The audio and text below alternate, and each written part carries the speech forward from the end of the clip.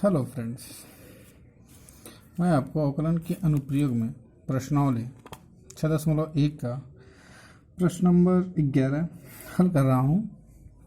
देखते हैं इसको कैसे हल करना। लिखा हुआ है एक कण वक्र y 6y बराबर x³ + 2 के अनुगत गति कर रहा है। वक्र पर उन बिंदुओं को ज्ञात कीजिए जबकि x के निर्देशांकों की तुलना में y के निर्देशांक 8 गुना तीव्रता से बदल रहा है। इनके कहने का मतलब ये है कि ये एक वक्र दिया है, वक्र की स्थिति के हिसाब से x और y में t के सापेक्ष परिवर्तन हो रहा है, बदल रहा है। तो यदि वक्र में t के सापेक्ष परिवर्तन हो रहा है तो ये वक्र है। जहाँ लिख लेते हैं वक्र के लिए, वक्र का जो है वो 6y = x³ + 2 है। जो तो वक्र दिया हुआ है, कह रहा वक्र के बिंदुओं को ज्ञात कीजिए। वक्र के बिंदुओं को ज्ञात करने का मतलब हमें क्या करना है, x और y के मान ज्ञात करना है। यहाँ से इस वक्र से x और y के मान को ज्ञात करना है। तो वक्र के उन बिंदुओं को ज्ञात कीजिए। उन बिंदुओं को x और y का मान ज्ञात करना है, लेकिन वो बिंदु कहाँ है और कौन सी स्थिति में है वो हमें ज्ञात करना है। जबकि लिखा है जबकि x निर्देशांक की तुलना में y निर्देशांक, x निर्देशांक की तुलना में y निर्देशांक, तो x के निर्देशांक की तुलना में y निर्देशांक जो है वो 8 गुना तीव्रता से बदल रहा है। अर्थात जो x निर्देशांक की तुलना में y निर्देशांक 8 गुना तीव्र बदल रहा है। अर्थात कहने का इनके मतलब ये है कि जो y है वह 8 गुना तेजी से बदल रहा है x के सापेक्ष। तो यहाँ इनकी दी गई स्थिति के हिसाब से हम लिख सकते हैं dy/dt = 8, dy/dt = 8 dx/dt। ये इस शर्त के हिसाब से है। अभी हमें क्या करना है, तीव्रता से बदल रहा है, ये तो ये क्वेश्चन हो गया। वैसे हमें वक्र से ज्ञात करना है। वक्र से ज्ञात करने के लिए हम करेंगे क्या, इनकी स्थिति में हमें वक्र दे रखा है। अब करते ये हैं कि ये समीकरण नंबर 1 बना लेते हैं। समीकरण नंबर 1 बना लिया। यहाँ से क्या कर लिया कि वक्र 6y = x³ + 2, 6y = x³ + 2, इसका क्या कर लेते हैं, थोड़ा सा इसका अवकलन कर लेंगे किसके सापेक्ष, t के सापेक्ष। तो यहाँ लिखते हैं t के सापेक्ष अवकलन करने पर, जब t के सापेक्ष अवकलन करेंगे तो हमारे पास क्या आएगा, हमारे पास होगा ये कि 6y है तो यहाँ लिख सकते हैं 6 dy/dt = इसका अवकलन करेंगे t सापेक्ष तो ये आ जाएगा 3x² dy dx/dt, और ये प्लस है, 2 का अवकलन नहीं होगा, इसका जो अवकलन होता है वो 0 होता है। इनको ऐसे लिख सकते हैं। फिर इसके बाद करना क्या है कि इसको बराबर लिखेंगे। यहाँ 6 dy/dt = ये लिखा हुआ है, यहाँ लिख सकते हैं 6, यहाँ dy/dt लिखा हुआ है। dy/dt का जो मान है वो 8 dx/dt दिया हुआ है, मान रख लेते हैं। तो 6 × 8 dx/dt आ जाएगा हमारे पास। बराबर लिखेंगे, ये जैसे है वैसे ही लिख लेना है, 3x² dx/dt। अभी हमें क्या करना है, यहाँ से इसको हल करते हैं। ये इससे कट गया, ये 2 आ गया, इनका आपस में गुणा कर देंगे तो ये आ जाएगा हमारे पास 16 = x²। इसको हल करेंगे तो x² = आ जाएगा 16, x बराबर ये आ जाएगा रूट में 16। इसको हल करेंगे तो ±4 आएगा। अर्थात एक बार x के जो मान होंगे वो +4 रखेंगे समीकरण नंबर 1 में। यहाँ लिख लेते हैं कि x का मान समीकरण 4 में रखेंगे।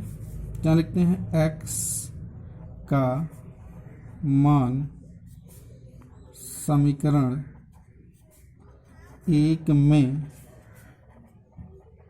रखने पर x का मान जब समीकरण 1 में रखेंगे तो +4 रख लेते हैं, +4 रखने पर आपको ये +4 नहीं लिखना है, मैंने लिख दिया है लेकिन आपको नहीं लिखना है।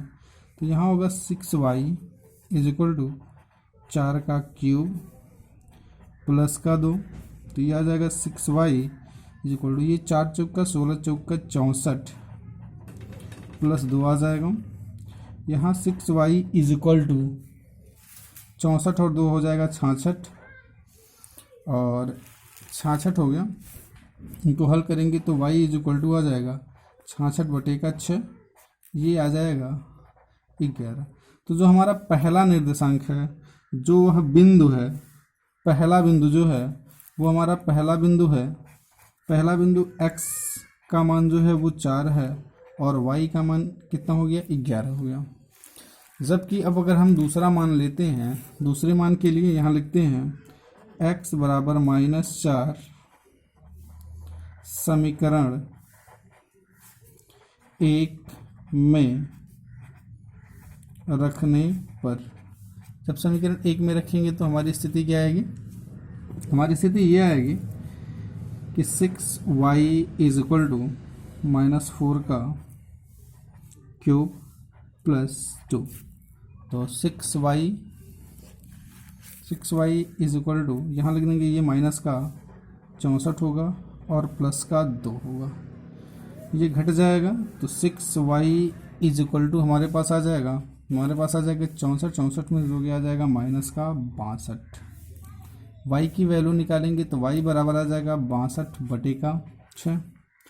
3 से यहाँ इनको 2 से काट देते हैं, 2 तिया का 6, 2 तिया का 6, 2 1 9, मतलब है 31/, ये 3 आ जाएगा, ये माइनस चिन्ह है, ये माइनस यहाँ लगाएंगे, माइनस यहाँ लगाएंगे। अब दूसरा निर्देशांक जो हमारा होगा वो हमारा दूसरा निर्देशांक आएगा कि -4 पे -31/3, ये दो निर्देशांक होंगे, ये दो निर्देशांक होंगे जिन पे वह बिंदु 8 गुना तीव्रता से बढ़ रहा था।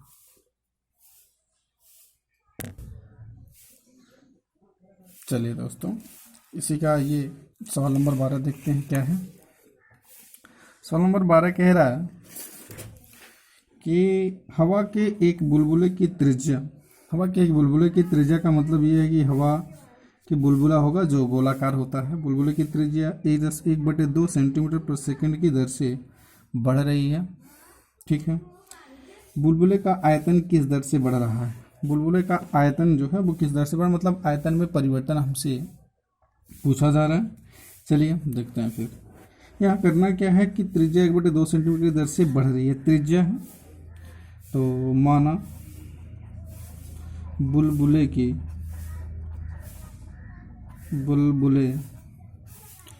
त्रिज्या, माना बुलबुले की जो त्रिज्या है, जो बुलबुले की त्रिज्या है, बुलबुले की त्रिज्या बराबर r, अगर ये बुलबुले की त्रिज्या r है, अब क्या करना है, हमें कह रहा है कि ये त्रिज्या बढ़ रही है, यहाँ सेकेंड है तो t के सापेक्ष ही बढ़ रही होगी, तो यहाँ लिखते हैं dr/dt = 1/2 सेंटीमीटर प्रति सेकंड। ये स्थिति होगी इनकी। बट ये कह रहा है कि बुलबुले का आयतन किस दर से बढ़ रहा है, बुलबुले का आयतन हमें ज्ञात करना है किस दर से बढ़ रहा है, अर्थात dv/dt = क्वेश्चन मार्क। ये बात समझ में आ गई। चलिए आगे करते हैं थोड़ा सा इसे। हम जानते हैं कि बुलबुले का आयतन गोले का आयतन होता है, तो गोले का आयतन क्या होता है, गोले का आयतन होता है v = 4/3 πr3, ये होता है आयतन। अब इसका t के सापेक्ष अवकलन कर देते हैं, t के सापेक्ष अवकलन करने पर, जब t के सापेक्ष अवकलन करते हैं तो हमारे पास क्या आता है, t के सापेक्ष अवकलन करेंगे तो हमारे पास क्या आएगा, dv/dt बटे d t is equal to 4/3 into 3 pi r² d r by d t. यहाँ लिख लेते हैं डी वी बटे d t is equal to, ये 3 से 3 कैंसिल हो गया, जहाँ लिख लेते हैं 4 पाई r, यहाँ मैंने थोड़ी सी छोड़ दी है, जब देखिए यहाँ लिखा हुआ कि बढ़ रहा है, जबकि त्रिज्या 1 सेंटीमीटर है, यहाँ की त्रिज्या दे रखी है 1 सेंटीमीटर, तो त्रिज्या r बराबर 1 सेंटीमीटर दे रखी है, तो जहाँ जहाँ r है वहाँ 1 रखेंगे, तो 4 पाई और ये 1 का वर्ग होगा D r by d T, D r by d T, D r by d T की वैल्यू 1/2 दे रखी है, तो यहाँ 1/2 रख देंगे, ये कैंसिल हो गया, डी वी बटे d t is equal to हमारे पास होगा ये 2 पाई, यहाँ 1 लिखा तो 1 का कोई अर्थ है नहीं, आयतन है और ये है, तो डी वी बटे डी टी जो होगा ये होगा, इसका मात्रक होगा सेंटीमीटर क्यूब प्रति सेकेंड, सेंटीमीटर क्यूब प्रति सेकेंड की दर से, अर्थात 2 पाई सेंटीमीटर क्यूब प्रति सेकेंड की दर से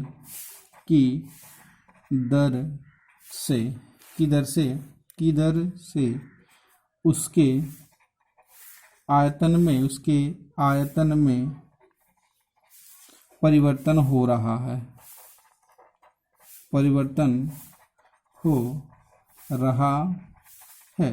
ये प्रश्न नंबर 12 था।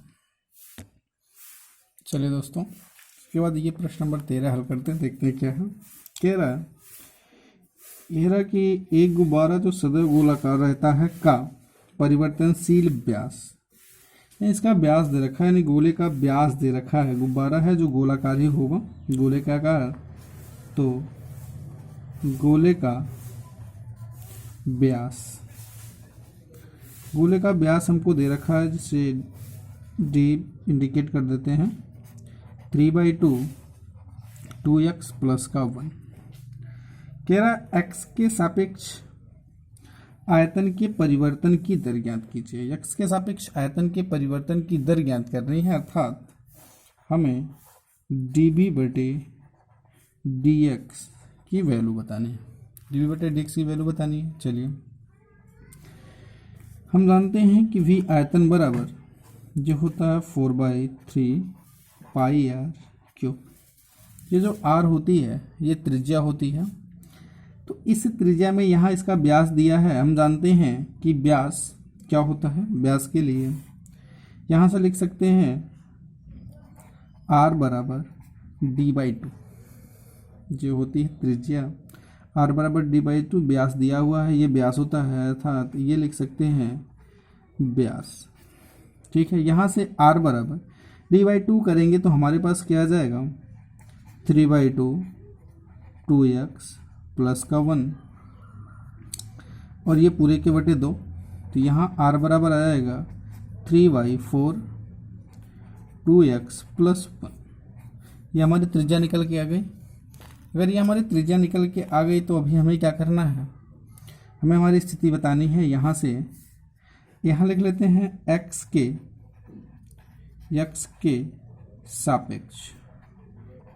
के सापेक्ष अवकलन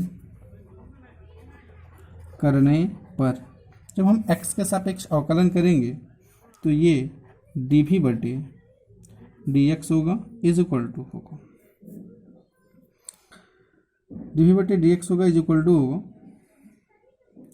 तो यहाँ की स्थिति के लिए करना क्या है, हमें यहाँ r का मान हमें रख देना है, यहाँ आ जाएगा इसके अवकलन में, कि इसके अवकलन के लिए आ जाएगा 4/3 d बटे dx 4/3 पाई होगा। r का मान जब ये रखा जाएगा तो यहाँ से हमारे पास आएगा क्या, 3/4 2x प्लस 1 का ये बनेगा होल क्यूब। d बटे dx लिखा हुआ है क्योंकि हम x के सापेक्ष अवकलन कर रहे हैं, तो dv बटे dx is equal to d बटे dx। इसे थोड़ा सा हल कर लेते हैं। यहाँ से हमारे पास आएगा 4/3 पाई। इसका क्यूब होगा तो क्या होगा, इसका क्यूब होगा तो हमारे पास आ जाएगा 27/64, 27/64, और ये हो जाएगा 2x प्लस का 1 का ये हो जाएगा क्यूब। यहाँ तक ठीक है बात। ये कट जाएगा, 4 चौका 4 एक नम 4, ये आ जाएगा 16, 3 एक नम 3, ये आ जाएगा 9। अब ये आ जाएगा dv/dx is equal to, dv/dx is equal to हमारे पास क्या आएगा, d/dx 9/16 पाई 2x प्लस का 1 का क्यूब। इसका अवकलन नहीं किया गया। अब क्या करते हैं, इनका मान रखते हैं, तो ये आ जाएगा dv और बटे dx इज इक्वल टू, यह आ जाएगा 9/16 पाई d/dx 2x प्लस 1 का होल क्यूब। अब इसका अवकलन कैसे करते हैं, आपने अवकलन पढ़ा होगा, आप अवकलन पढ़ के आ रहे हैं, यहाँ तक आए हैं तो अवकलन पढ़ के ही आए हैं। फिलहाल मैं यहाँ रफ कर दे रहा हूँ, आप देख लीजिएगा। सो करते हैं कि 2x प्लस 1 को ये क्यूब है, ये अतिरिक्त पद है, तो यहाँ लिखेंगे 2x plus 1 is equal to का ये आ जाएगा t। अगर t करते हैं तो ये t क्यूब बनेगा, यहाँ मल्टीप्लाई कर देते हैं, इनका अवकलन जो भी आता है, इनका अवकलन करेंगे तो यहाँ 2 आ जाएगा, क्योंकि 1 का अवकलन 1 होता है और इसका 0 हो जाएगा। तो t क्यूब का अवकलन कितना होता है, 3t² इंटू 2, यहाँ आ जाएगा 6t²। 6t की वैल्यू जो है वो रख देते हैं, t की वैल्यू कितनी है, 2x प्लस 1 का स्क्वायर, अर्थात इतने का अवकलन ये आएगा। तो इसकी जगह ये मान सीधा लिख देते हैं, यहाँ आ जाएगा हमारा dv/dx इज इक्वल टू 9/16 पाई, 9/16 पाई आ जाएगा। इसका जो मान होगा वो हो जाएगा 6 2x प्लस 1 का स्क्वायर आ जाएगा। इसको काट देते हैं, ये 2 बार में जाएगा, 2 3 का 6 हो जाएगा, और ये 8 दूना का 16 हो जाएगा। dv/dx इज इक्वल टू हमारा आ जाएगा, इसका गुणा करेंगे तो 9 त्रिका का 27/8, 27/8 2x प्लस 1, इनका जो मात्रक होगा, ऊपर मात्रक हमारा जो था वो व्यास दिया था, व्यास है लिखा है, इसलिए ये dv/dx होगा, ये सेंटीमीटर हो जाए। इनका मात्रक जो होगा वो सेंटीमीटर क्यूब प्रति सेंटीमीटर होगा, अर्थात इतने, अर्थात 27/8 2x प्लस 1 की दर से उसके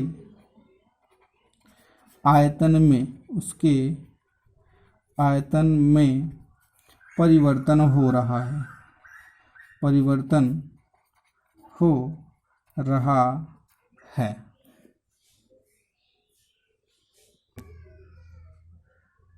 हेलो फ्रेंड्स, ये मैं पाई लिखना यहाँ भूल गया था, सॉरी। ये पाई होगा 27 ये पाई आएगा, पाई मैं लिखना भूल गया था। देखिए दोस्तों, ये उसी का सवाल नंबर 14 है, 13 भी तो लगा है, 14 देख लेते हैं। कह रहा, एक पाइप से रेत 12 सेंटीमीटर क्यूब प्रति सेकंड की दर से गिर रहा है। गिरती रेत जमीन पर एक ऐसा शंकु बनाती है जिसकी ऊंचाई सदैव आधार की त्रिज्या का 6वां भाग है। रेत से बने शंकु की ऊंचाई किस दर से बढ़ रही है, जबकि ऊंचाई 4 सेंटीमीटर है। देख लेते हैं फिर पूरा क्या कह रहा है।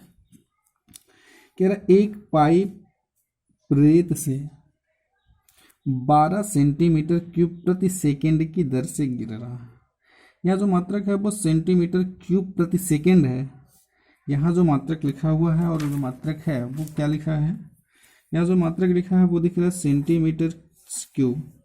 तो ऐसी स्थिति के लिए ये जो है वो आयतन ही दिया है, आयतन दिया है, मतलब लिख सकते हैं dV बटे dt बराबर dV बटे dt बराबर आ जाएगा 12 सेंटीमीटर क्यूब प्रति सेकंड। ये तो दिया है। किधर से गिर रहा है? जमीन पे एक ऐसा शंकु बनाती है। क्या बनाती है? ये शंकु बनाती है, ठीक है, ये बात। जिनकी ऊंचाई,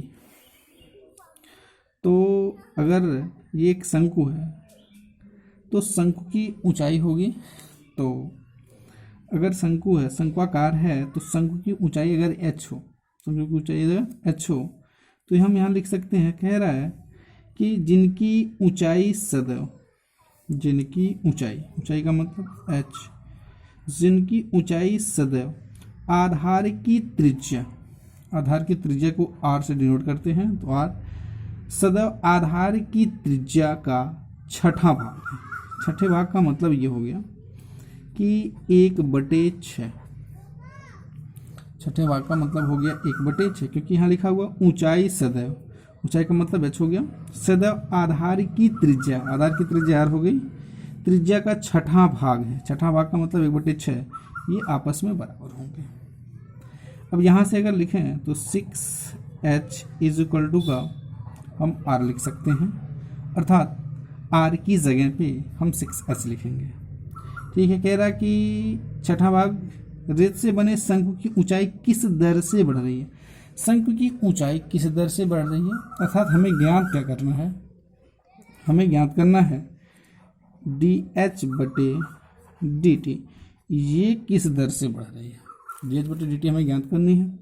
चलिए, कह रहा बढ़, जबकि ऊंचाई 4 सेंटीमीटर है, ऊंचाई h की वैल्यू ये दे रखा है, h बराबर ये 4 सेंटीमीटर दिया है। अब शंकु है, शंक्वाकार बन रहा है, तो शंकु के बारे में थोड़ा सा देख लेते हैं। तो शंकु का आयतन, शंकु होता है, तो शंकु का आयतन, शंकु का जो आयतन होता है, शंकु को आयतन को लिखते हैं 1/3 पाई r स्क्वायर h। शंकु का आयतन होता है 1/3 पाई r स्क्वायर h। अब अगर शंकु का आयतन 1/3 पाई r स्क्वायर h होता है, तो इसके लिए क्या करना है? यहाँ लिखते हैं t के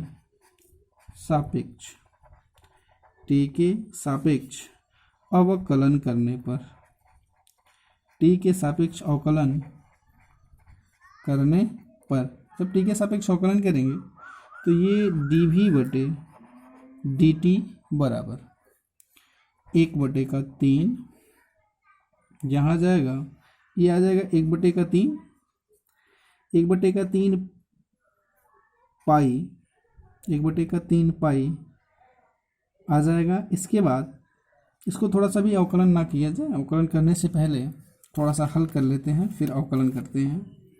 यहाँ क्या करते हैं कि यहाँ इनके मान रख देते हैं। इनके मान रखेंगे तो क्या होगा देख लेते हैं। जहाँ हमारा होगा v बराबर 1/3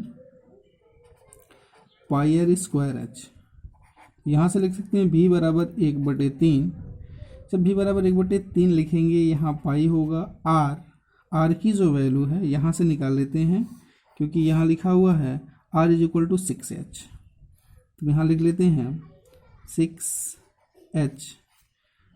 6h का स्क्वायर इंटू आ जाएगा h। यहाँ v बराबर लिख लेते हैं 1/3 पाई, ये आ जाएगा 36h क्यूब, h का गुणा h में होगा 36h क्यूब आ जाएगा, 36h क्यूब आ जाएगा। अब ये हमारे पास आ गया v बराबर 1/3, यहाँ जाएगा 36 पाई h क्यूब, ये 3 से अगर 3 एक नंबर 3, ये 3 दूना का 6, ये हो जाएगा v बराबर 12 पाई h क्यूब। अब इसका t के सापेक्ष अवकलन कर लेते हैं। इनका t के सापेक्ष अवकलन करेंगे तो हमारे पास क्या आएगा? इनका t के सापेक्ष अवकलन करेंगे तो हमारे पास आएगा 12 pi 3 h square d h बटे डी टी, ये बात होगी।